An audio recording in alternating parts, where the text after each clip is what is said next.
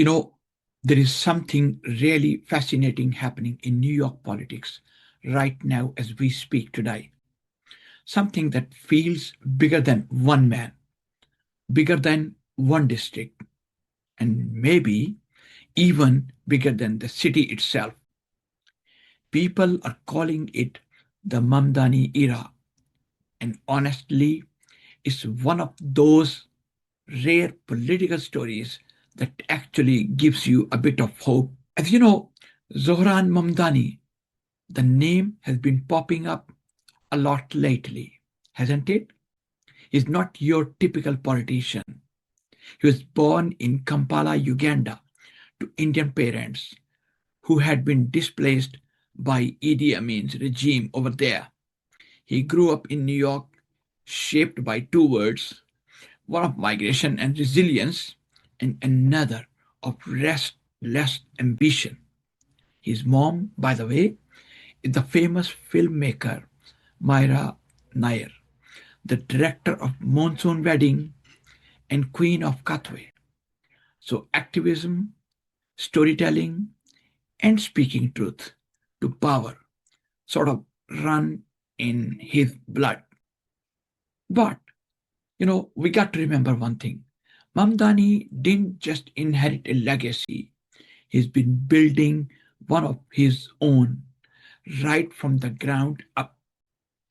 He represents the 36th district in Queens, Astoria, Long Island City, parts of Sunnyside. And these are the places, as you may all know, that have transformed dramatically in the last decade. For example, let's walk through Astoria today, and you will see that clash between old and new. Corner bakeries replaced by high rise condos, lifelong residents being squeezed by rent hikes, immigrant families barely hanging on as developers circle like hawks. And you know what? Most politicians might show up, make a few speeches here and there, maybe hold a press conference and call it a day. But Mamdani does something different. He listens, which others don't. He's out there on the sidewalks, in mosques, in housing complexes, at tenant meetings, talking to people who feel invisible in the political system. And when you hear him speak, you can tell he's not just repeating talking points. He's genuinely frustrated by the inequality around him. His main focus, as you might expect, is housing, the one issue that touches everyone, whether you're a teacher, a cab driver, or a student sharing a cramped apartment. He's been one of the loudest voices pushing for something called good cause eviction. Basically, it means landlords cannot just kick you out without a real reason. Sounds simple, right? But the problem is the real estate lobby hates it from the bottom of their hearts. They pour millions into campaigns to block it. Yet, Mamdani's been relentless. He argues the stability, the right to stay in your home shouldn't be something only the wealthy can afford. Then there's his push for public power.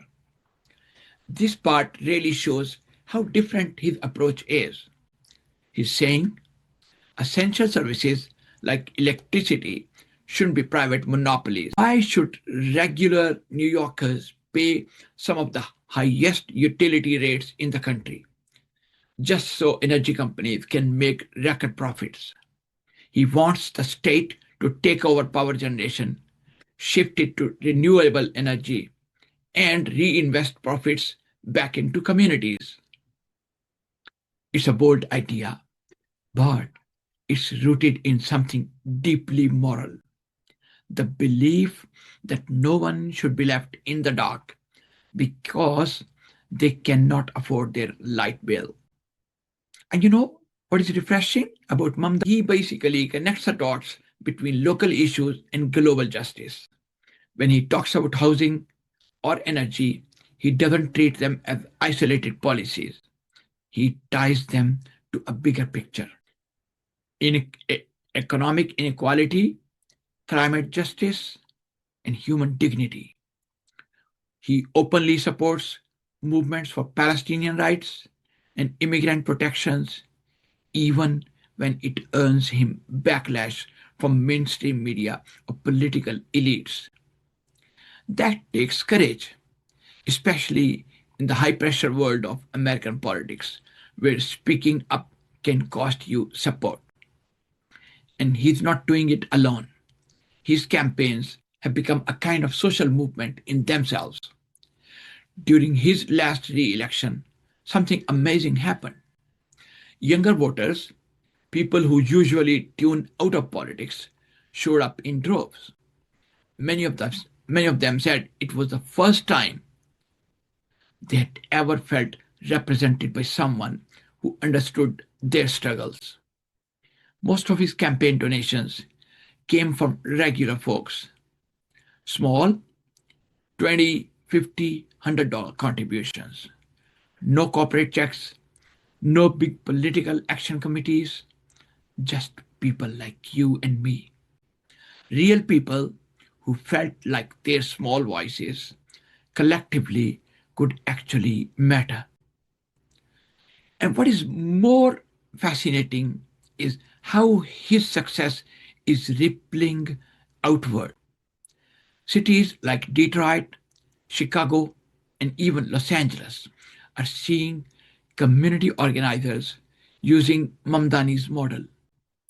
Direct contact, local fundraising, grassroots campaigning, they're all saying, look, we don't need $1 million budgets to win.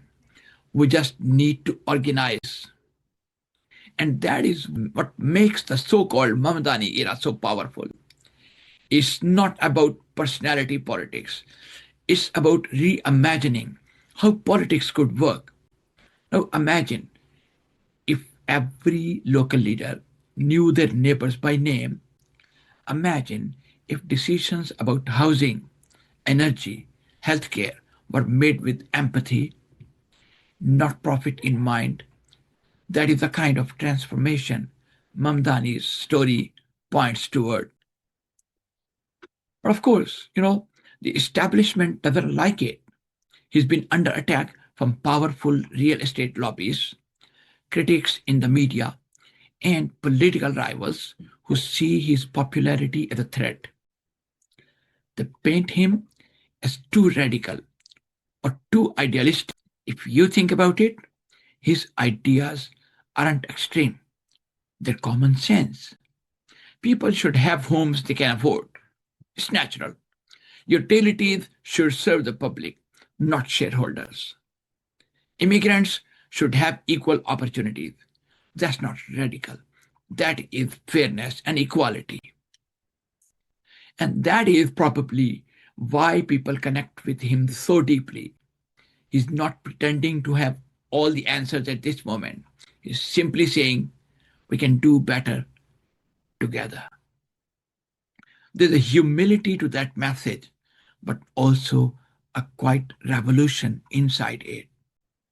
When you step back and look at the bigger picture, you realize what is happening in Queens might just be the start of something much larger, a new way of thinking about politics itself, not as a career path, but as a calling, not as a power game, but as community service. And maybe that is the real meaning of the Mamdani era. It's not about one man holding office.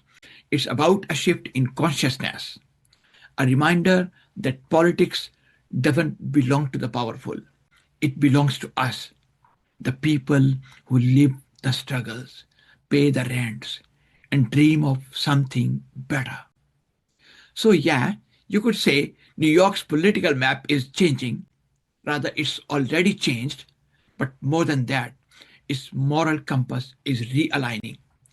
From Astoria's crowded apartments to the halls of Albany, people are starting to ask bigger questions about justice, equity, and the kind of future they want, not just for themselves, but for the future generations to come.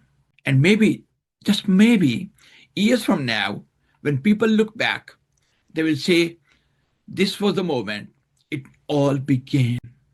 The moment when a young assemblyman from Queens showed the world that integrity, empathy, and courage can still win in politics. That is the Mamdani era, and it's only just getting started. Thank you.